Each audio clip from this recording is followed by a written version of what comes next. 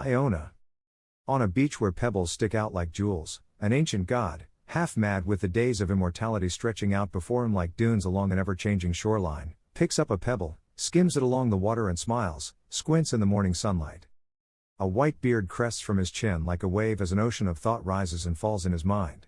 He sees both the seen and the unseen, what has been and will be. In the distance, he spots St. Columba coming towards him in a small boat with a book in his hand. He is rowing towards the shore with his followers and the future they would build. The god picks up another pebble now.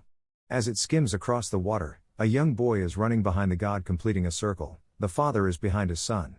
His sister, still recovering, holds their mother's hand and watches her brother run in front of them. The god ignores the boy and his sister and keeps watching St. Columba coming. Another pebble finds its way to the god's hand. He tosses it straight into the water.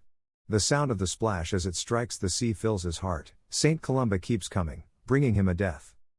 Behind the god, his visions keep cresting like waves. The boy, now a man, has brought his own children to the beach. They run and play amongst the pebbles as he once did in his youth. St. Columba puts a foot on the beach and stumbles but is aided by his followers who must also reacquaint themselves with the land. The old god begins to fade at their approach. Tethered to the shore by their faith, they move forward spreading the word, erasing him from memory. The god skims one last pebble across the water, turns towards the last of his visions now made flesh and bone. The boy who once ran on this beach, and then came again with his own children, is now an old man with eyes full of the joys and sorrows of life. The ancient god runs towards the man still seeing the boy and embraces him. And vanishes. The man feels something awakening in him as the old god makes a home in his heart and sees the world anew from younger eyes.